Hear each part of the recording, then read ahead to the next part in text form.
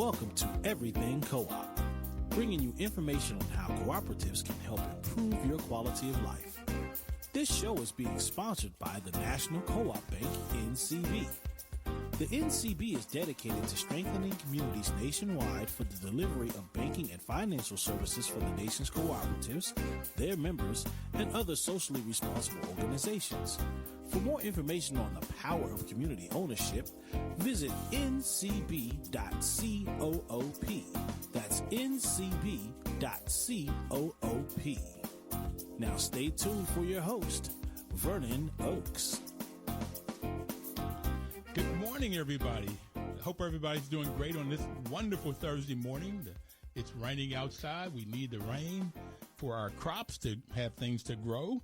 And this morning on the line, we have Terry Simonette, who's Executive Director, President Executive, our Chief Operating Officer, Chief Executive Officer, I'm going to get it right in a minute, Terry, for NCB, Capital Impact Partners. Good morning, Terry. Good morning, Vernon. How are you? I'm doing great. How are you doing today? I'm doing good. I think that was a good introduction because I think all of those titles were positions that at one point in time I held at Capital Impact Partners. So you were all right. Okay. And by the way, it's Simonette, not Simonette. So Simonette. And I know we've only known each other for 15 or 20 years. So. Hey, Terry, how you doing? $2 billion have gone through the partnership, Capital Impact. How have you done this, and how old is the organization first? So the organization actually was created through the same act of Congress back in 1978 that created the National Cooperative Bank. And both organizations started up, and at that time, both organizations have obviously changed significantly over the years as the environment has changed. But Capital Impact Partners, which, by the way, started out as a not-for-profit District of Columbia Incorporated not-for-profit in 1984 and had the name of Consumer Cooperative Development Corporation. And it was explicitly created in that act of Congress to focus resources on the issues and the needs of low-income communities across the country, and looking to promote, use, and develop the cooperative form of ownership to create solutions that would enable low-income communities and Americans to have more choices in where they shop, where they go to school, how they get their health care, where they work, et cetera. And I understand that you have put $2 billion, that's a B, dollars in these communities over these years. So it's interesting, Vernon. Yes, we reached $2 billion in total loan originations this year. Interestingly, $1 billion of that $2 billion we originated over the last 5 years. So it's been fairly strong growth over the last 5 years. And I think it's a testament to a number of things, but, let me focus primarily on the fact that there's such substantial need out there in underserved communities, and there's such significant opportunity to meet those needs. The organization started out making very small loans, and as a matter of fact, I think you would probably characterize our lending as gap lending, high-risk lending, trying to create opportunities for other sources of capital to follow us. And over the years, again, as we evolved and the organization, the environment evolved, we started doing larger loans in a variety of areas. They tend to be those sectors or systems in the economy that provide everyday goods and services to Americans, from, again, school to healthcare to education to shopping.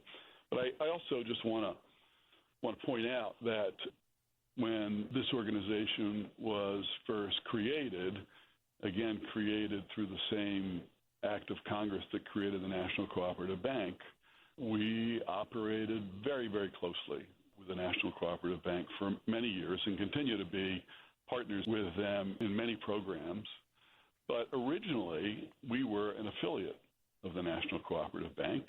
And in that affiliate relationship, we enjoyed many opportunities in order for a small organization like ours to become larger and do the things that we've done today.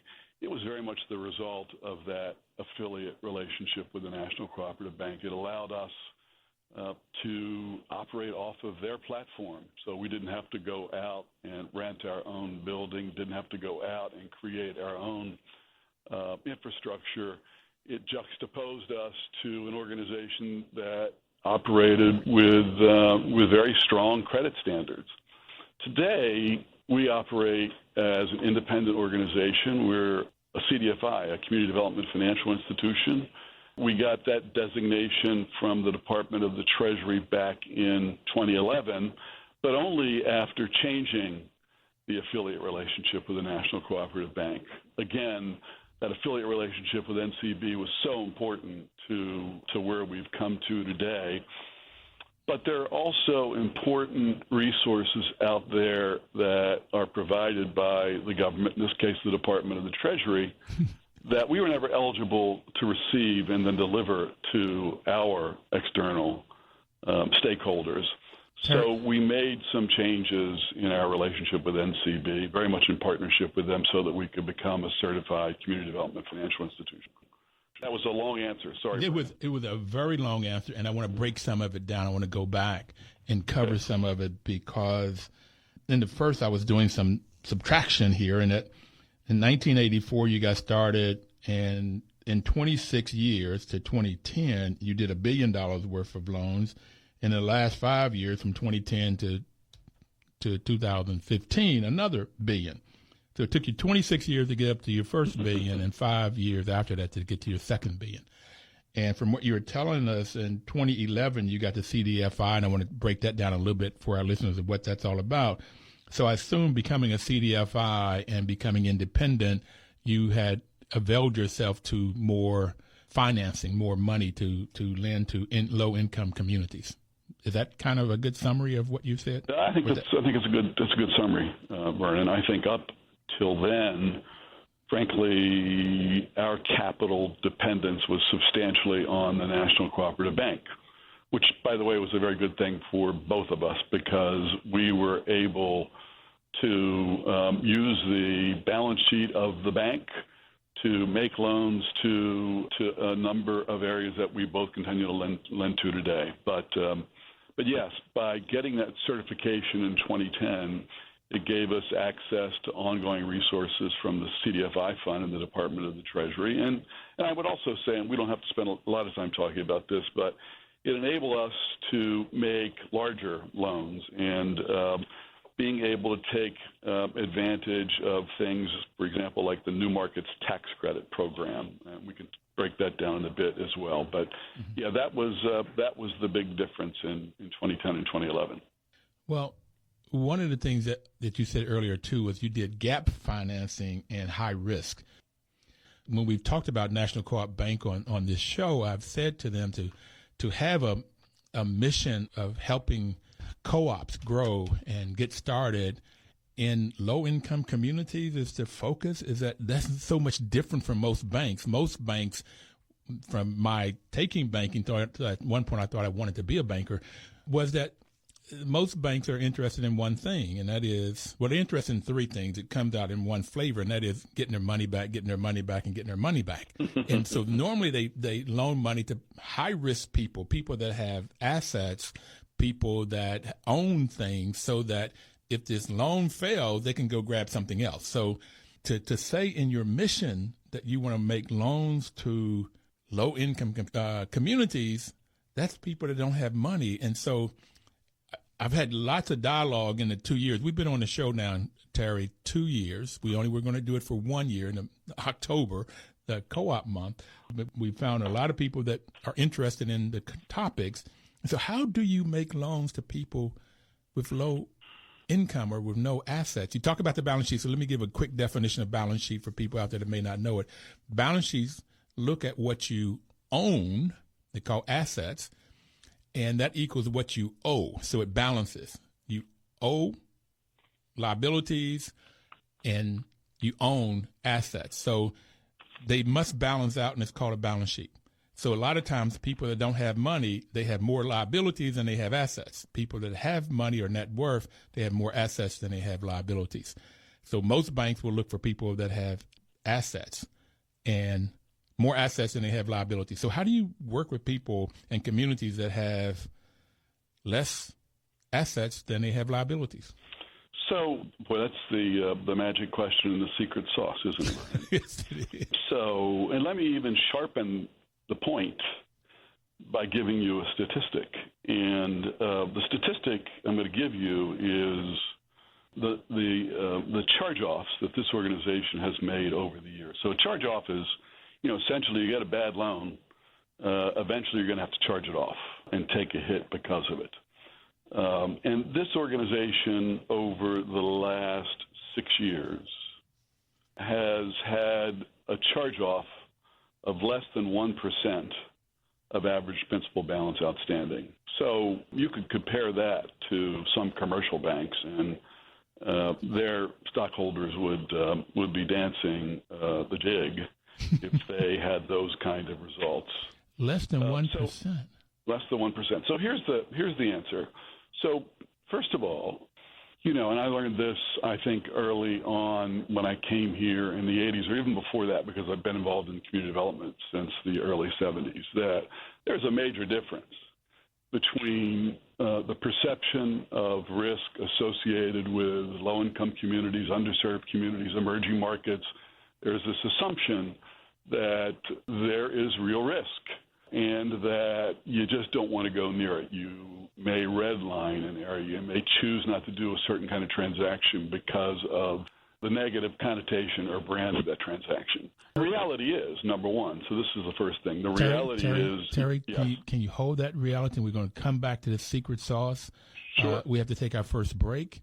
So for everybody out there, if you want to hear the secret, and I definitely want to hear it from Terry Simonet, stay tuned. Don't touch the dial. We're going to get the traffic and the weather, a little bit of news, and we'll be right back. 1450 WOL. Information is power. That's WOL's motto, and that's why they make a great partner for this show, because the National Co-op Bank and Vernon Oaks, who's the host of his show, wants to give you information. So with that information, if you put action to it, then you can have power. So right now we're talking to Terry Simonet, who's the Chief Executive Officer and President of NCB Capital Impact Partners, which they have loaned $2 billion in the last 31 years, $1 billion in 5 years. And he's telling us the secret sauce. The magic question is, how do you loan to low-income communities that are perceived to be highly risky?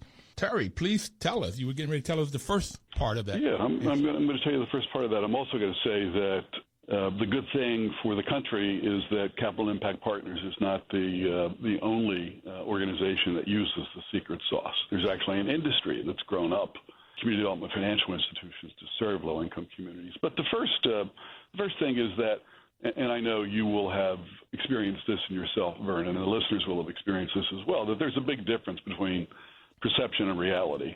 If you have a perception of something, it means that you have an impression, you're far away from it, you haven't done your homework, you haven't done your analysis to understand what the real issue is. So I would say the first part of the secret sauce is to understand that it's not perception. What are the real risks, number one? Number two, listen, when you serve low-income communities, essentially you are looking to do things where there is a gap between what people can afford to pay for and what it costs to provide it, whether that's housing or a supermarket or health care. So what you're looking to do when you're capitalizing a low-income venture is to finance that gap. The other thing is that you've got to be disciplined. We are an organization that has had our nose to the grindstone, again, dealing with 4 or 5 basic systems that operate in any community, some dysfunctionally, some more functionally. Those are the things that we do. We don't go off and do the next venture that comes in or the next big idea. We're looking to do things that we really understand. So in this organization and organizations like this, you'll know that we do not do, quote unquote, one-off ventures.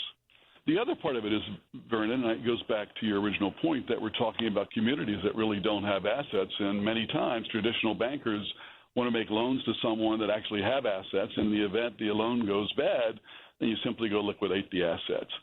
So capital impact partners and organizations like this have really grown up to be cash flow lenders. We're really looking at what is the potential for that organization if it enters that market at that time with that product and that management. What is the likelihood that it will produce the cash flow necessary to support all of its expenses, including the expenses associated with creating its product, the expenses associated with maintaining its facility, and finally, the cash flow necessary to pay us. So we're very focused on the potential of ventures to succeed, and that takes you then back to one of my earlier points.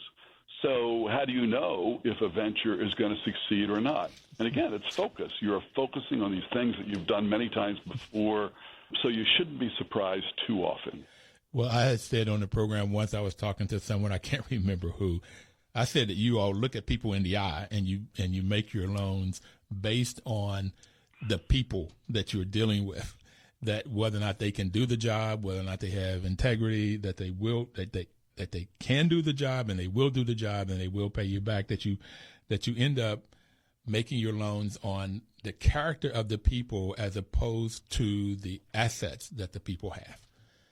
Does that make any sense? Or it makes complete sense. And I think, and I will even add to that by saying, most of the people that we're dealing with in this business are people that we might characterize as public entrepreneurs who have created and built nonprofit or cooperatively owned enterprises. And, I think we saw a distinct shift in this country with the disintermediation of financial markets in the 80s and 90s, where all of a sudden the banks were not there. They were in the suburbs. Communities were being redlined. There was a philosophical and I think political shift in this country to reduce the government's role in the delivery of services. And these public entrepreneurs, they're even more different. They're different than a typical entrepreneur because you can look a public entrepreneur in the eye and know that this is not a person that's simply there for their own financial benefit. They are there because they have a perspective on wanting to make a contribution to improve the way that people live. So I think you're absolutely right. It really comes down to character. And my experience being here, I've been with Capital Impact Partners since the beginning, in 31 years. My experience is that you are dealing with people who care as deeply as you do. Now, they may not have the best idea in the world, or they may not be able to execute, but character is usually not an issue for people in co-ops and community-based organizations. And your mission is to help people in communities reach their highest potential at every stage of life. I like this. I like your mission a lot. Thanks, Vernon. It's there's two keywords there, and one is potential. Potential means having choices, doesn't it? Yes. So it means, for example, if you live in a low-income community and you are a parent, and like any parent, you want the best for your children, that includes school. Oftentimes, you don't necessarily have an option, do you? And so, for example, one of the things that we've gotten involved in for probably the last 20 years is to finance charter schools. Charter schools are public schools, but obviously with a charter that allows for some flexibility. And there are many charter schools that have chosen to concentrate in low-income communities and to bring that choice to enable potential, number one. The second key word, or the second key component of that phrase, is every stage of life. We really are an organization, a community development financial institution, that has tried to focus on the very beginnings of life and to provide choices and opportunities, for example, in school. And then we're heavily focused on the other end of the life, the end of the life that I'm closer to than the beginning, that's for sure. You're still young. We both are. Okay, good. And I think, as you know, that this organization has dedicated a substantial amount of its focus to the elderly population in this country. And in that respect, we're kind of different from most community development financial institutions because you don't find them concentrating there. And you've probably been involved in providing services to low-income communities and elders for the last 20 years. Did something years ago called the Coming Home Program. More recently, something called the Greenhouse Program, which is an innovation in skilled nursing facilities. And most recently, and this is really exciting, Vernon, most recently we joined with the AARP Foundation, AARP, and the Calvert Foundation to create something called Age Strong. And Age Strong is a new $70 million fund where we will focus on creating and financing opportunities for people 50 and over in this country, and focusing on 4 areas. These will resonate with, I think, all of your listeners, including the more elderly listeners, and that is housing, healthcare, income, and isolation. These are some of the key issues that the elders of this country and policymakers need to concentrate on. And with that Age Strong Fund, again, a $70 million fund, we intend to provide support to organizations that are going to go out there and help us age strong. You know, Terry, this is extremely exciting. I just turned 68 last month. So, oh, boy. Well, I'm only a few months behind you, Vernon. Okay. And for me, right now, this is the most exciting stage of my life. I mean, you're empty nester and get to play with grandchildren, and I've got my life so situated that I can live off of my Social Security. So I don't have a lot of debt. I don't have all of this stuff. So right now it's like, what do you want to do every day when you get up? What choices, how can I help? And that's my goal. Is reason I like your goal. My goal is very similar to yours, to help everybody that I meet, everybody across my paths. I can do something to help them have a better quality of life. And it might be just how you do and hope and give them some kind of pat on the back for whatever I see. But this whole thing of healthcare, housing, income, and then isolation, because that's, from what I've read, that's one of the biggies. And when I try to help my mother through this process, trying to find good housing as she aged and had strokes and getting the health care that she needed, and in a situation where she's not isolated. That's phenomenal. I like what you're doing there for where I am in my life and my experience. What kind of response are you getting from your partners in this endeavor? It's incredible, Vernon. Let me just say, because you talked about housing, there are 19 million people that are 50 and over who are struggling to find affordable housing and living in inadequate housing. You know, just in terms of the tsunami that's hitting this country with respect to the aging of our population, in the next 25 years, the number of people over 65 will double. That's from 36 million today to 72 million in 2040. Add to that people over 50 and their increased longevity over the next several years will increase by 20% to $132 million. So we're talking about some real issues that this country has to solve. And I think the Age Strong Fund, it recognizes that we – Vernon, do you want to break? Yeah, we have to take a break. I'm so excited about what you're doing. I don't want to stop. But we'll be right back. We'll be right back. Thank you. 1450 WOL. Welcome back, everybody. This is Vernon Oakes with Everything Cooperative. It's the radio show that you're listening to today, and we have Terry Simonette on the line with us this morning, who is the President and Chief Executive Officer of Capital Impact Partners. And we're talking about the difficulty and the fun, if you will, of going into low-income communities and making loans. And they've made $2 billion of loans. And he said to us that the risk of going into low-income communities is perceived to be very, very high. So that most bankers that would look at going into a low-income community would not look very long, because they would think with a high risk, they would need a very, very high chance of getting a return. And so that's why sometimes the interest rates are very high if they make that loan. But Terry and groups of CDFIs, and we're going to talk about that a little bit later, what they are, they found ways of going in, and he has only experienced, his company in the last 6 years, 1% write-off, less than 1% write-off, and that is excellent. So that most people then pay back their loans, even low-income communities perceived to be high-risk communities. And so we were talking about seniors before we took break, and I didn't even want to take the break because what Capital Impact and their partners are doing is looking at figuring out how to have housing and health care and income and sort of solve this isolation problem for people that get to be over 65 and you said that that's going from 36 million that we have today and in 20 years going to 72 million people in this category? That's right. 2040, exactly.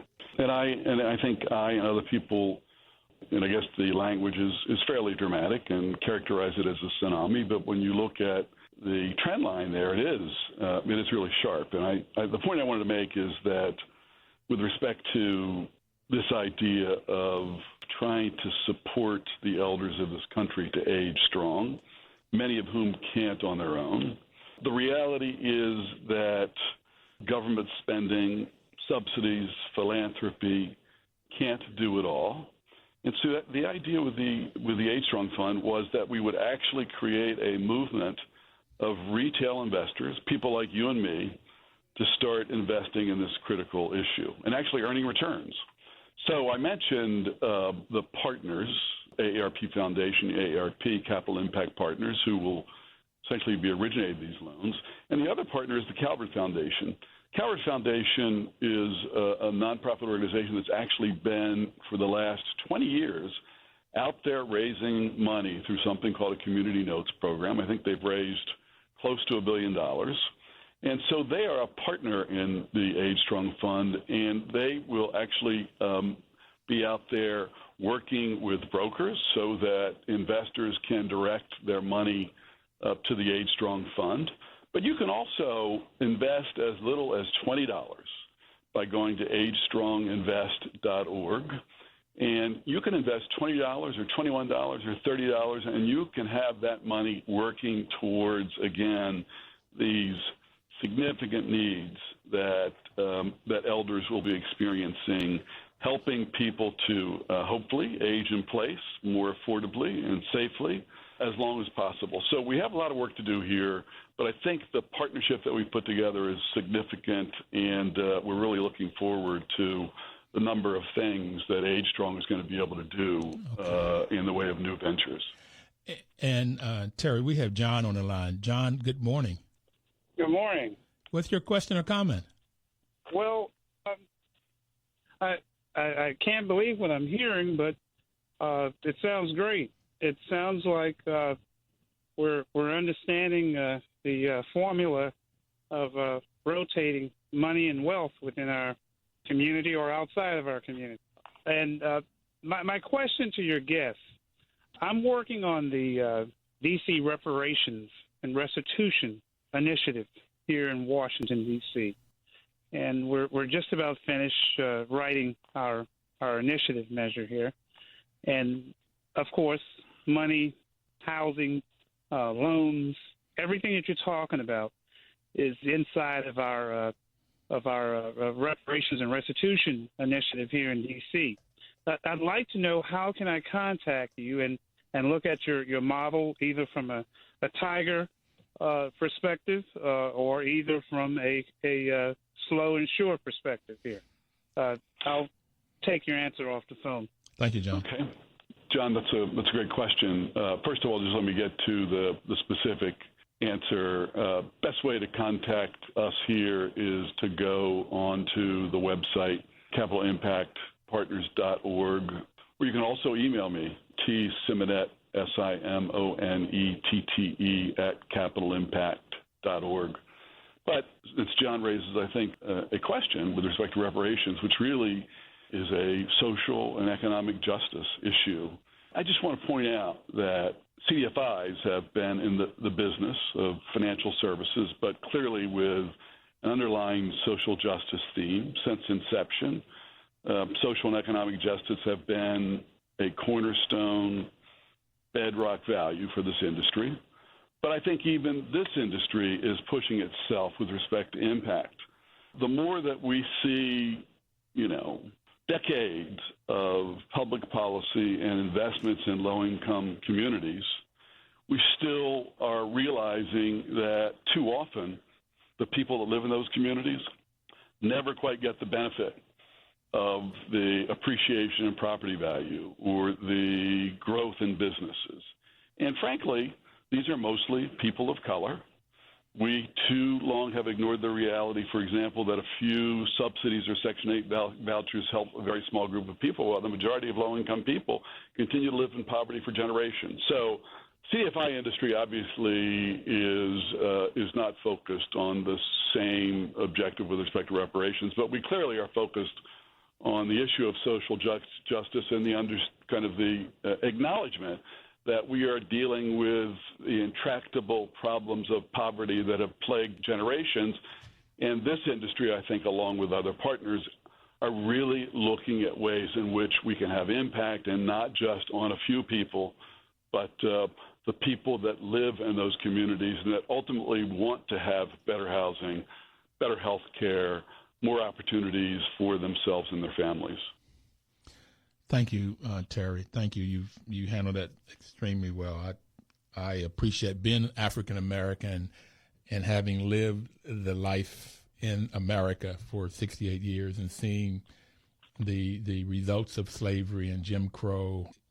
It's very difficult. And one of the reasons I like co-ops is that's just the only thing that I have seen, the only mechanism that I have seen is that everyday people can get in and start a business or get into a co-op and therefore start building both social and economic wealth, financial wealth.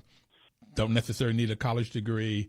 You just have to have the willing to work and the willing to learn and go through that. So this reparations, the making of amends for a wrong one has done by paying money to or otherwise helping those who have been wronged.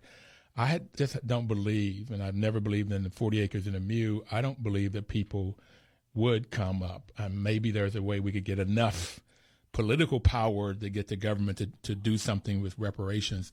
But I would like to see us with co-ops, the self-help is to come together and then create businesses with organizations like NCB Capital Impact that helps with the funding side of it, because that's always been an issue, is how to get enough money so that you can grow a business so that we can pull ourselves up.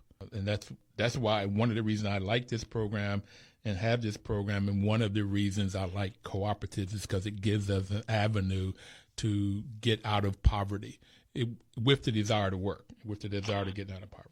Yeah, amen to that, Vernon. Amen. Speaking of co-ops, I know you will appreciate this. I mean, it's interesting because as a form of ownership, there's no better way to focus a business or an enterprise on a group of stakeholders that, for one reason or another, are not getting the good or service that they want. It's too expensive. The quality's not there. It is a great way for a group of people to join together to create something that directly benefits them rather than, for example, investors. But I think that, we can't have this conversation without also not pointing out the fact that, the government policy has not been very friendly to co-ops, particularly low-income co-ops. And I'll give you a great example, and I've said this before, but I think it's a good example. When you look at the Tax Reform Act of 1986 and the creation of the Low-Income Housing Tax Credit Program, where this country put most of its resources with respect to housing into rental housing and created an approach which really does not lend itself to cooperative ownership. And the reality is that had that policy been different, when you recognize the benefits that housing co-ops bring not only to people that are members, but the communities within which they're located, the degree to which these are people that have civic pride and they show it, it really became difficult to do co-ops, and particularly low-income co-ops. We still had, the FHA program in 2013. Even that was difficult because most HUD offices We're processing rental housing. So since 1986, when it comes to doing housing co-ops in this country, it's been difficult, and there are certainly niches like New York where you can do them. There's certainly niches like manufactured housing where we do them. But I think all of us in the national cooperative sector are looking for ways to have government be more responsive and recognize the tremendous value and track records of co-ops in this country. When I've done my research, Terry, and that's my research has been based on the research that NCB has done and Capital Impact has done, and that's the studies of looking at the HUD-funded apartment buildings and HUD-funded low-income cooperatives, and the low-income cooperatives beat the apartment buildings in everything that you can think of. Every aspect of housing and living and community, the low-income cooperative outperformed. The rents were lower, the delinquencies were less, people had better pride in their community that you've already talked about, crime was down, people took better care of their homes, so everything was better. And it's better for the government because if it did have Section 8, a two-bedroom in Atlanta was running for $500, where the apartment down the street was $700 to $900. If they had Section 8, they would be paying less money. So it's better all the way around. And the foreclosure rates, I mean, they've been 40 and 50 years. The insurance funds, when you look at the insurance funds that were set up on these foreclosures, I mean, co-ops, it was, someone like Terry Lewis would know the statistics, but dramatically different than both investor-owned endorsements, FHA endorsements, and also nonprofit FHA endorsements. So, yeah. They didn't go under, so that insurance wasn't used. Exactly. So, but why aren't there more? And my answer to it is because the apartment buildings are owned by wealthy people, and the politicians are more being bought by wealthy people, and therefore the wealthy people make laws that benefit wealthy people, not everyday people. We got to take another break, Terry. We'll come back. Okay, Vernon. We'll come right back.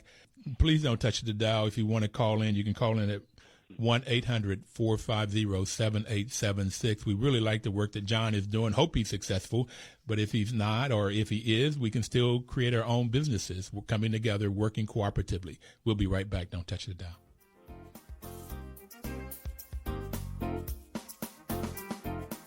$14.50 WOL.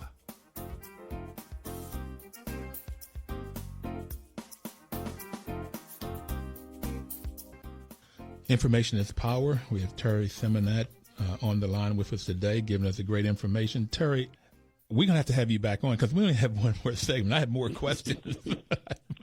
Love to do it, Vernon. Okay. We've talked about education as one of your pillars that you work on, housing. We talked about aging. The two areas we haven't talked that much about is about healthcare and economic development. So can you tell us a little flavor of what you do in those two areas, what Capital Impact does?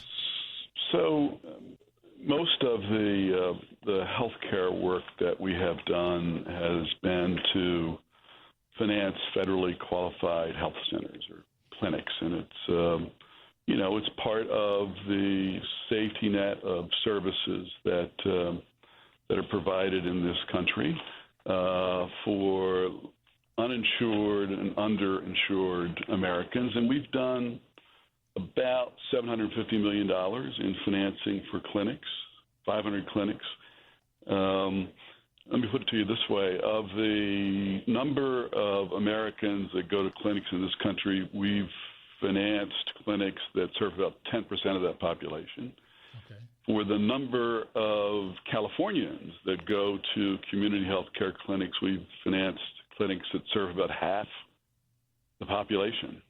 And just to put a point on this, these are organizations that are on the front line, that are out there providing primary care, that do it in modern, well-equipped facilities, culturally appropriate facilities, and are just doing tremendous work. So that is substantially the work that we've done there. And in economic development, I would say for years that we have been involved in financing transactions around the country that are intended to reinforce, to strengthen the development of local communities. But it really was not until we started doing really concentrated work in the city of Detroit, that you could really look at what we're doing along with others there and see that there's a pretty clear, compelling, relatively successful strategy there, and you begin to see the impact of our work. We've been working in Detroit since 2006 when we started actually doing charter school financing. And then we joined something called the Living Cities Integration Initiative. And this was an initiative that involved 5 cities around the country that were going to be involved in a development program. And since we got involved there, we've done about $100 million of transactions and been responsible for about a third of all new housing in greater Detroit since 2010. And, Vernon, this is another one of those situations where, I mean, there's no question that Detroit obviously has had its issues and gone through major economic and demographic decline, went from 1.8 million people in 1950 to 700,000 people in 2013. You've heard all the stories about the number of vacants, the number of fires, the number of vacant lots.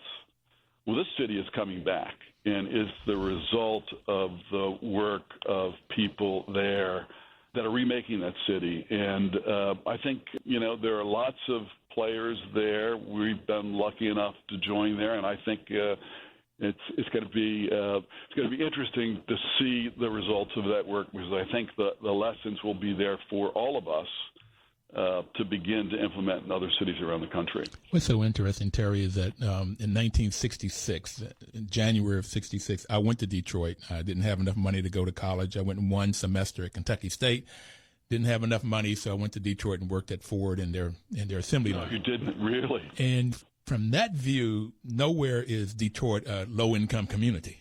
It is bustling, it's thriving, it's wonderful. And some of the people, older people on the line, I was 18, 19 years old, and the older guys they're the ones that helped me go back to college. One is I knew that I didn't want to work that life the rest of my life on that assembly line.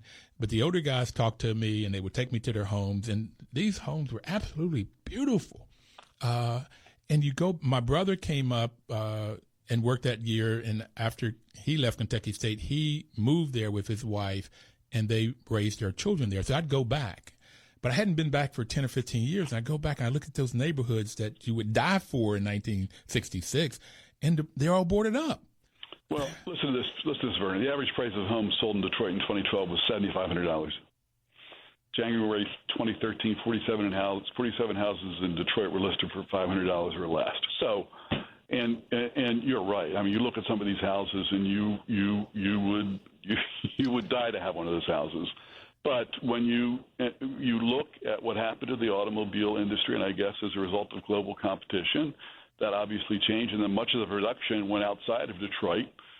You had a city with some real issues, among them filing for the largest municipal bankruptcy case in U.S. history, which, by the way, they successfully exited December last year. So big issues here, but this city is coming back, and I think you have to – there are, and we go back to public entrepreneurs. Mm-hmm. There are community organizations on the ground that have been working at this for 15 or 20 years. And again, we were brought in actually as a national CDFI because the city was looking to increase its capacity to be able to put an organization in the ground, but essentially would be able to help absorb the capital that was necessary to support the development of that city. And by absorption, I don't mean giving it away. I mean lending it and getting it back. Okay. And, you know, I have to say that the money that we have lent there are all good loans.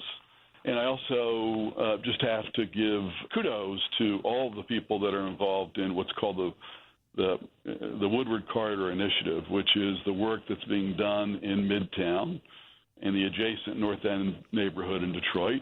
And one of the things I didn't mention, and we'll have to talk about it sometime, is that there are 3 world-class institutions that are anchors in that community that really are the stability and the strength that we've been able to build around and gain momentum from. That's Wayne State University, the Henry Ford Health System, the Detroit Medical Center, and then Midtown Detroit, which is the local CDC, and Sue Mosey, who's just done incredible work, is one of our partners. And again, we're just glad that we were invited in to do that work. Everything you do is exciting, but I want to go up to what you say is underneath all of this that holds it up. And you said policy change, capacity building, and then capital. And that's with the AL, that's money, capital. So what kinds of things did you have to do in Detroit to get policy changes so that this could go government making laws and initiatives to help this whole process to work, or not only in Detroit but anywhere? What are the kinds of things?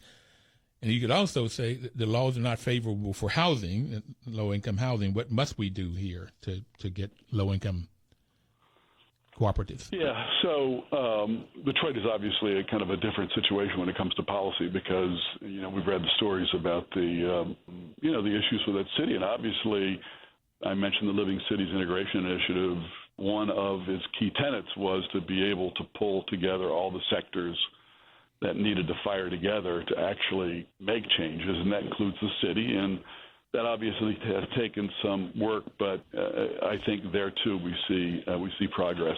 So the reality is that policy creates the context for us to do our work, right? It either the context either gives us handholds or it puts challenges in front of us. So everything that we do, from affordable housing to healthcare to education, has a policy context, and I would say that one of the characteristics of this organization and our strategy over the years is to mount a fairly balanced strategy which combines policy change with capacity building and capital. So on the policy side, whether it's state, local, federal government, there are things that we're identifying that we know need to change. We're finding partners to work with to change them. And, for example, all the work that we have done with skilled nursing facilities and greenhouses required major policy changes both at the federal level and the state level. In terms of capacity building, this is all about providing the resources for our external stakeholders to do what it is that they need to do. And oftentimes that involves technical assistance from us or other organizations like us. And I would say there is a growing area in the CDFI industry where we are looking hard at all of our practices and looking for ways to increase the capacity of CDFIs to do the work. I think there are about 1,000 CDFIs in this country. Mm-hmm. Most of them are very small. We need a more robust CDFI industry with more resources and more organizations on the ground. And then it's to that third leg, it's assembling and delivering capital. The reality is that the capital markets and the associated products have not been tailor-made to be delivered to these sectors. And so the work that we've done there, I think, is really important as well. Oh, you were being very nice there. Thank you. Haven't been tailor-made. I got it. Okay. Now, change it a little bit because we only have another minute or so. Do you like what you do? I'm a lucky man, Vernon. I love what I do. I love what I do let me just break it down to two reasons. The first is, I don't know about you, but the thing that gets me going every day and coming to work are the people that I work with. I can't tell you that there's not a better, more engaged group of people that I know of to work with. They're all committed to what we do, and I would call them best practice in the way that they do their job, number one. Number two, I've had the opportunity growing up in a family that believed in social justice. I've had the opportunity to live my life, including my professional life, and do things every day that at the end of the day, I know that what I have done, it may be only incrementally, but advances the cause of social justice. Thank you, Terry. Thank you for what you do. Thank you for coming on and sharing it with us. We have to go, and I hope everybody out there that's listening can get that in their life, that basically helping somebody else. And we'll see you next Thursday. And I want you on again because we didn't even get a chance to talk about what a CDFI is. We have a lot more things. Next time you catch me in a corner in the room and get me on the show, I'll do it. Okay. Thank you, everybody, for listening. We'll see you next Thursday, and have a great week. And please work cooperatively. 1450 WOL.